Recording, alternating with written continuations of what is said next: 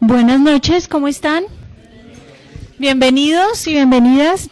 Hoy estamos aquí reunidos para celebrar una ocasión muy especial y es el segundo lanzamiento de este gran libro y pues apoyar a este gran escritor, geólogo de profesión y escritor de convicción, ¿no? Y vocación, Henry Villegas Vega.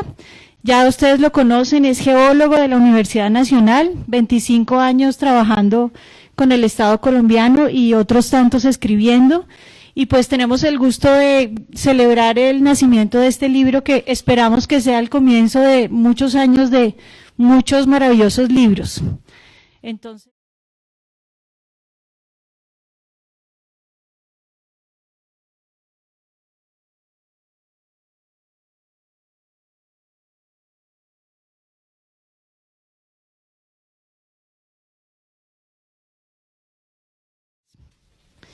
¿Estás listo? Bueno, bien, entonces, ¿por qué un científico, geólogo como tú, se dedica a escribir un libro como este y de un tema así tan emocional como este? Como lo decía la doctora Carlota, y pues tengo el privilegio hoy de ser acompañado por muchos colegas con los que compartí diversas etapas de mi carrera profesional. Después de 25 años del ejercicio de mi profesión, yo escribí muchísimos artículos técnicos, pero siempre tuve el anhelo secreto de escribir algo para el gran público. Yo siento que las ciencias en términos generales y la geología de manera muy particular están en una gran crisis porque el investigador, el científico se mete tanto dentro de sí mismo que olvida esas investigaciones esotéricas tan específicas, tan particulares que está haciendo, en verdad hacia quién están dirigidas y a veces pierden su camino.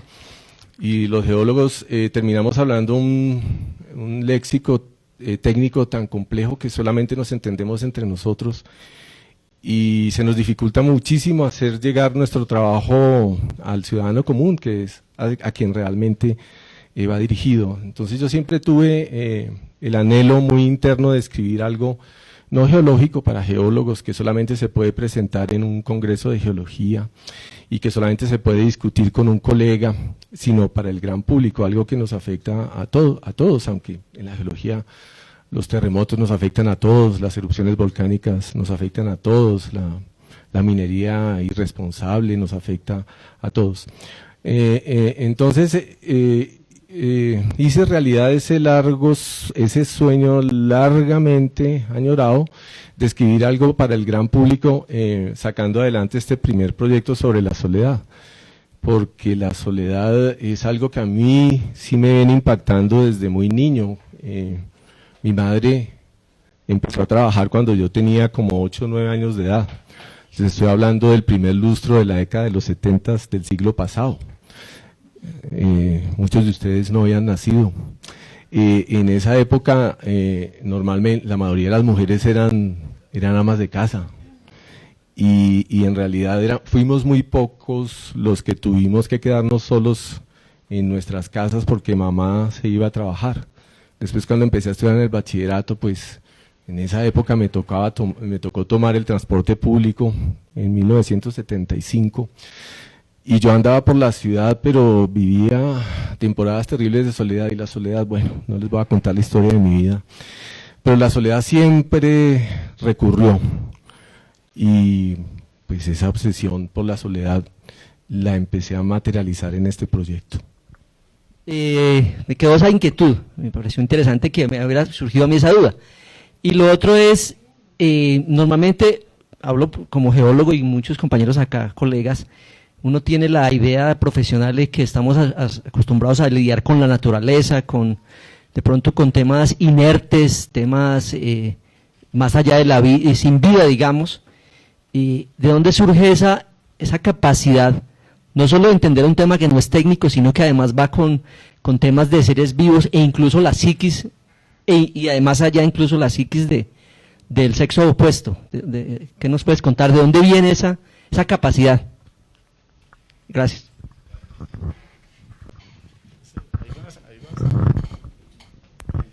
Gracias. Bueno, empezamos. empezamos a moverte. Esto es cultura en movimiento, ¿no, Camilo?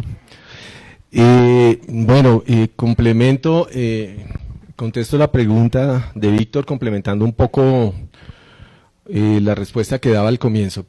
Primero, la soledad. Los geólogos vivimos mucha soledad, ¿no? También, ¿cuántos hoteles,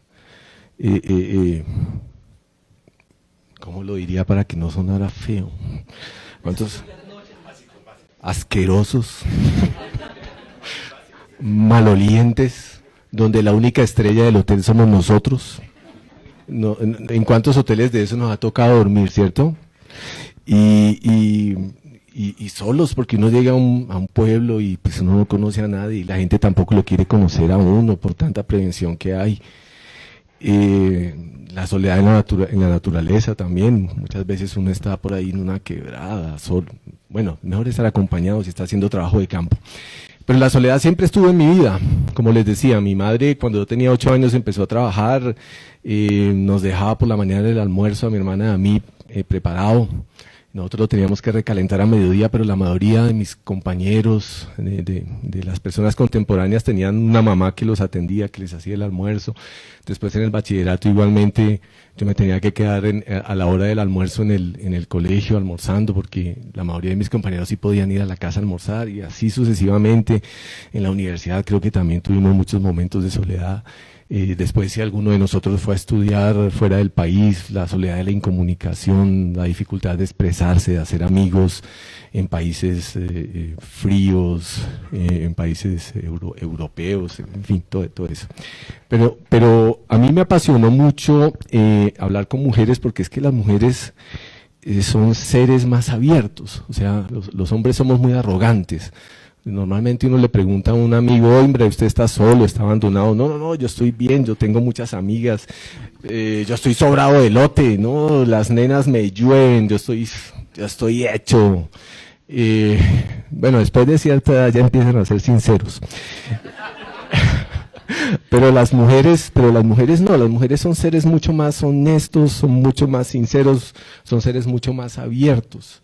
Entonces fue muy interesante interactuar con ellas, porque la mujer abre su corazón, entrega su ser mucho más fácilmente que un hombre. Es mucho más fácil trabajar con una mujer que con un hombre. Lógicamente que no pretendí hacer esa estupidez que es tratar de comprender a las mujeres, porque a mí me parece que tratar de comprender algo es como una ofensa, ¿no? Los científicos queremos reducir un fenómeno de la naturaleza a una ecuación, eso es como ofensivo, y en realidad esa ecuación funciona con muchas restricciones. Entonces yo no pretendí eso, yo simplemente quise escucharlas, las observé, las escuché y transcribí sus historias. Ellas me las revisaron. Yo no entregué la versión final, ellas la revisaron y las corrigieron. Ese fue el proceso. Entonces la soledad, y además, ¿no?